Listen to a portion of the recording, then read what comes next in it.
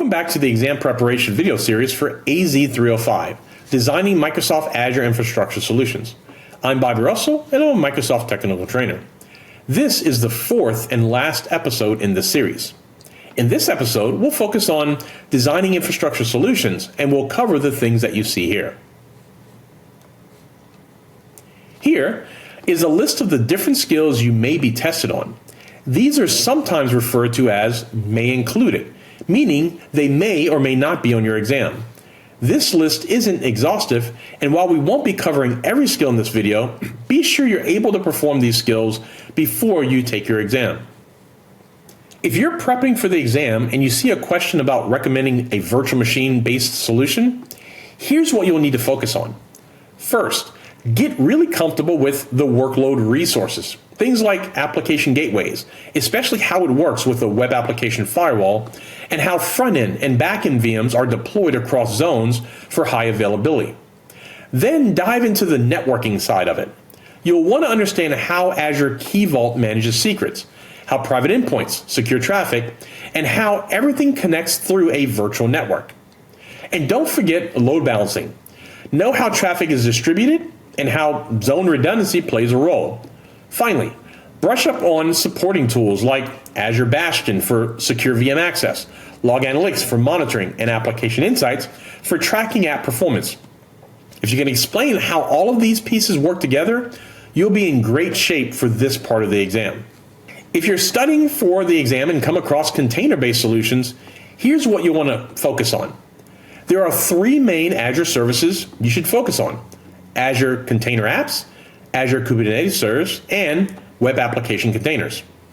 Now, start with Azure Container Apps.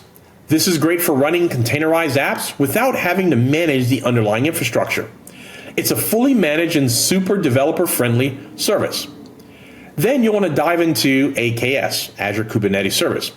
This is your go-to if you need full control and customization. It's a managed Kubernetes service, so you'll want to understand how it supports advanced configurations as well as add-ons. Finally, look at your web app for containers. This is a part of the Azure App Service and is ideal for hosting web apps. It handles scaling, patching, diagnostics for you automatically. Knowing when to use each of these is going to be great for scenario-based questions on your exam. All right, if you're studying for your exam and you get a question about serverless solutions, you'll want to zero in on the Azure Functions. This is a key service for building event-driven, scalable applications, without managing the infrastructure. Make sure you understand how Azure Functions support the microservice design and promote code reviews and scale automatically. You should also know how to host static content using CDN and Azure Blob Storage, and how to build out an API layer with API management, function apps, and a Cosmos database. And don't skip over authentication. You'll need to know how Microsoft Entra fits in. And definitely brush up on your CI/CD pipelines using GitHub Actions or Azure DevOps. Plus, how to monitor everything using Azure Monitor. If you can explain how all these pieces work together in a serverless architecture, you'll be in great shape for this part of your test. If you're prepping for the exam and you get a question about messaging architectures, this is a great area to focus on. You'll want to understand the differences between queue storage, service bus queues, and service bus topics, and more importantly, when to use each one. Keep in mind, queue storage is your go-to for simple queuing needs, especially if you need to handle larger queues over 80 gig or track messaging processing that's happening. For service bus, this is great when you need more advanced features like first in, first out, at most once delivery, transactions, and RBAC. And finally, service bus topics.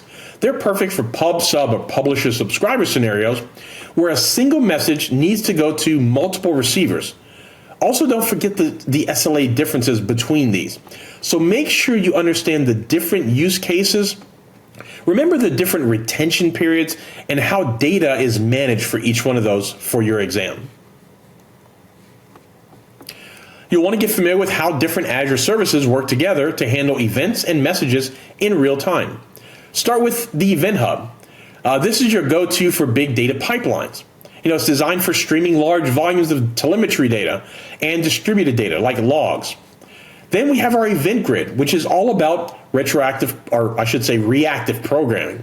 It's used to trigger actions based on discrete events, like when a file is uploaded or a resource changes states. You'll want to know about Azure functions. These are used for processing events as they come in, making your architecture truly serverless. And then we have things like storage and SQL data warehousing. You'll need to understand how they fit into the overall flow. So for your exam, make sure you can explain the differences between event grids, Event Hub, and your service bus, and when to use each. And if you walk through a scenario-based question, and you'll need to understand how to map the right services to each scenario, so keep that in mind. If you're studying for the exam and you come across a question about API integration, here's what you want to focus on here. First, understand the value of centralized API management using something like the Azure API Management Service. This lets you manage all your APIs in one place, making it easier to control access, enforce compliance, and standardize how your APIs are built. You'll also want to know how to secure these APIs against threats. So now let's take a look at this architecture. API calls come from all sources that we see here: mobile apps, IoT devices, partners, employees, and then they'll all go through the API gateway before reaching the backend service. That gateway is key for routing, monitoring, and applying policies. So for the exam, make sure you can explain how this setup works and why centralized management is so important for scalability and for overall consistency. When studying caching solutions, it's important to understand where and why they're used. Focus on key scenarios like data and content caching, session storage, job queuing, and distributed transactions. These are all about improving app responsiveness and reducing load on background systems. Look into what makes a solution fully managed, like Azure Cache for Redis. This means the platform handles scaling, updates, and availability for you. Also, understand the high availability capabilities of it. Performance and global scalability are big benefits also, so understand that. Understand how network isolation and encryption in transit protect your cache data. Being able to explain how caching fits into your app's architecture and when to use it will help you tackle this topic with confidence on your exam. When reviewing Azure App Configuration, there are a few key areas to focus on. Start with how it supports flexible key representations and mapping. This is all about managing app settings effectively across environments. Then take a look at point-in-time replay, which is especially useful for feature flag management. It lets you roll back to a previous configuration if something goes wrong, which is a big deal in production environments. Another important concept is the ability to compare two sets of configurations using custom dimensions. This will help teams analyze changes and make smarter decisions before deploying updates. And as usual, don't overlook security. Azure App Configuration supports Azure Managed Identities and encryption, so remember those things. Understanding how these features work together to streamline configuration management and improve app reliability will help you confidently tackle questions on this topic. When looking at automated deployment solutions, focus on the concept of infrastructure as code, or IAC. This is all about automating how infrastructure is provisioned and managed. Start by understanding the Azure Resource Manager templates, especially the differences between BICEP and JSON formats. Both are used to define infrastructure, but BICEP is more concise and easier to read. Next, explore tools that support automation. Azure Automation helps with task scheduling and orchestration. Azure DevOps and GitHub Actions are both powerful for setting up continuous integration and deployment pipelines. You also want to be familiar with other tools that you see here, which are popular open source tools for provisioning infrastructure across multiple cloud providers. And don't forget things like Jenkins. So understand what this is and some of the tools that are available and their use cases. When studying cloud migration strategies, focus on the three key phases of the strategies, which are plan, ready, and adopt. If you start with the plan phase, the goal here is to assess workloads. We're going to evaluate things like cost, architecture, and the tools we'll need for deployment. And then we go to the ready phase, where those workloads are actually deployed using models like infrastructure, platform, or software as a service, or even cloud native solutions, depending on the needs of the application. The third phase you'll need to remember is the adopt phase. Here, it's all about finalizing the migration, testing, optimization, documenting, training your teams, and handing things off for governance and security. So pay attention to the idea of migration waves and iterations. These are things that help you break up your migration into more smaller chunks. Understanding how these phases work together and how to apply them in real-world scenarios is key to answering migration-related questions with confidence on your exam. When studying workload migrations in Azure, it's important to know which tools support different parts of the process. Start with the Azure Migrate Server Assessment. This helps evaluate physical servers and VMs in your environment, like Hyper-V and VMware, before you start moving them to the cloud. Then there's the server migration, which handles the actual lift and shift of those workloads. For databases, focus on the database assessment tool to analyze SQL Server instances and determine the best fit, whether that's an Azure SQL database, a managed instance, or an IaaS-based solution. Then you have the database migration tool, which takes care of moving the data itself. And don't forget the web app assessment, which evaluates on-prem web apps before migrating them into your Azure App Services. And for large-scale data transfers, study up on the Azure Data Box. Keep that in mind. So understand each of these tools, understand in what phase these tools fall into, and how you would use them. Database migration comes down to choosing between offline and online methods. It's important to understand the trade-offs. Offline migration means the server is shut down at the start, so downtime begins immediately. This approach is straightforward, but can be disruptive, especially in a production environment. So we have the online migration tool. With the online, we keep the source database running while we're syncing the database continuously to the target. Downtime is limited to just a final cutover, which takes a few seconds, making it a better fit for production environments where minimizing impact is crucial. It's important to know that not every source and target database pair supports these methods, so keep that in mind. Understanding how to use each method and how they affect downtime and business continuity is key for preparing for scenario-based questions on the exam. When getting ready for the exam, focus on understanding how to choose the right data migration solution based on dataset size and network bandwidth. Start by knowing the options for large datasets. If the network is low bandwidth or there are policy restrictions on direct connectivity, look into the Azure Import-Export service or data box solutions. For high bandwidth networks, think 1 to 100 gig in speed. Tools like AZ-Copy, Data Factory, Azure Stack Edge, and Databox Gateway are great tools to use. Now, let's say you have smaller data sets, a few gig to a few terabytes. For that, you can use tools like the Azure Storage Explorer, AZ-Copy, and Azure CLI. So make sure you can match the right tool to the dataset size and network conditions. This is going to be a core key component that you'll need to know. So now let's talk about what to focus on when studying connectivity solutions for Azure resources. One key area is the Virtual Network NAT Gateway. You'll want to understand how it provides outbound-only internet connectivity for your virtual networks.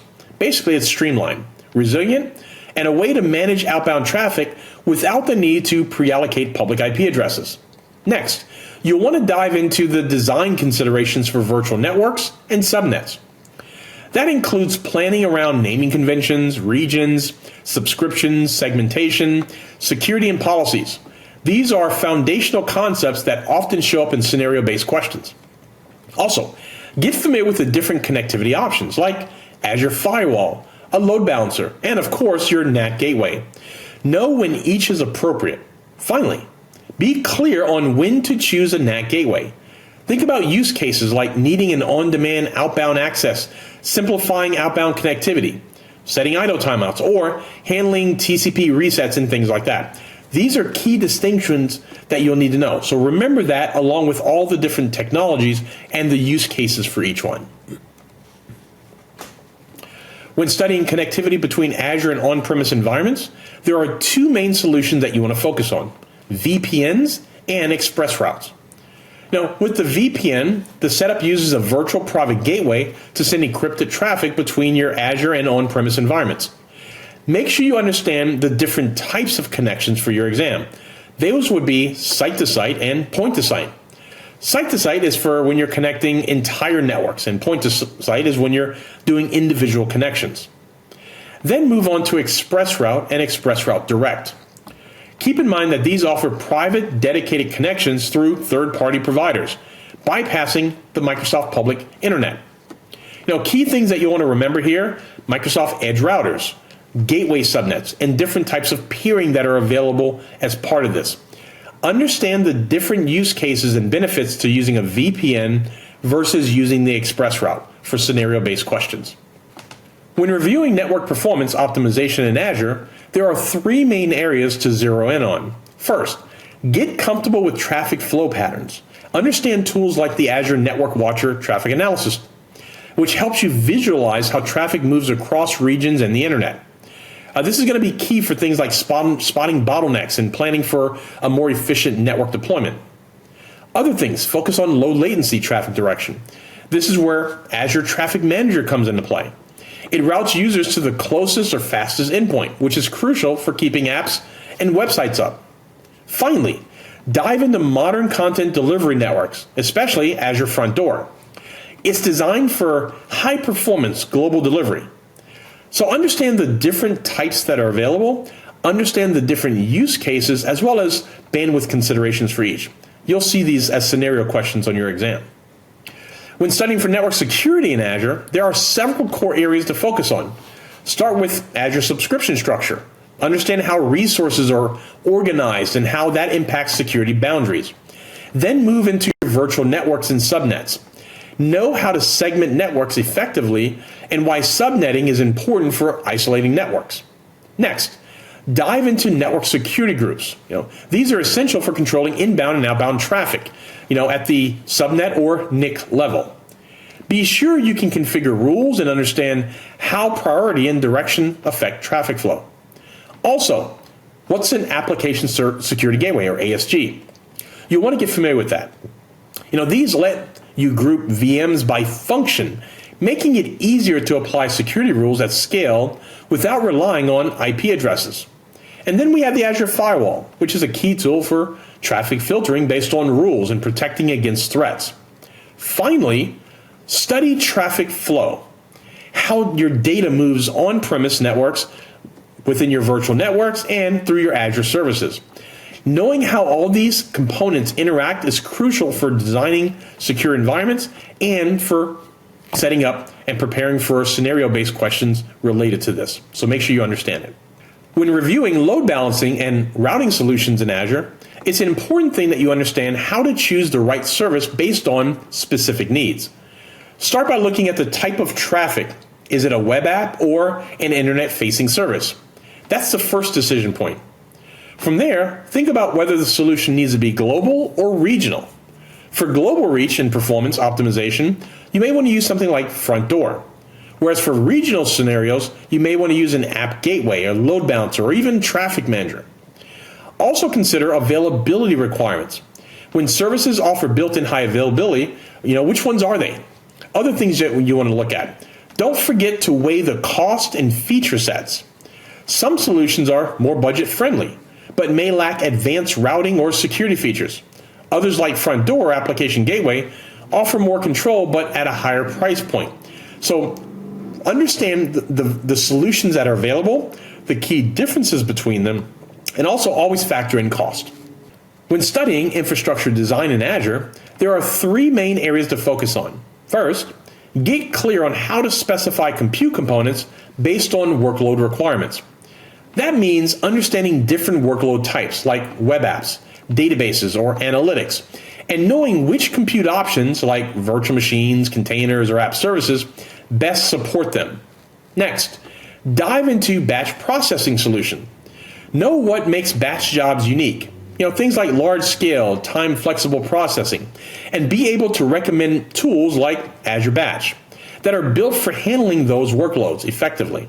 Finally, spend time on migration strategies using the Microsoft Cloud Adoption Framework for Azure. This framework guides you through planning, readiness, migration, and governance. If you're not familiar with this framework, it's highly recommended that you review it. Understanding these key components will help you on your exam. So, to recap, in this episode, we discussed how to design compute solutions and design an application architecture. Remember, this group accounts for about 30 to 35% of your exam, so keep that in mind when you're studying. Thank you for watching the AZ-305 Designing Microsoft Azure Infrastructure Solutions Exam Prep video series. We hope that this series helped you understand the skills that you are strong in and the areas where you might need to revisit. Remember that understanding these concepts is crucial for your success. So be sure to leverage other exam prep resources, such as study guides, practice assessments, and Exam Sandbox. On behalf of all of us at Microsoft, on behalf of all of us here at Microsoft, good luck to you on your exam. For more information, you can visit aka.ms/AZ-305-exam. Thank you.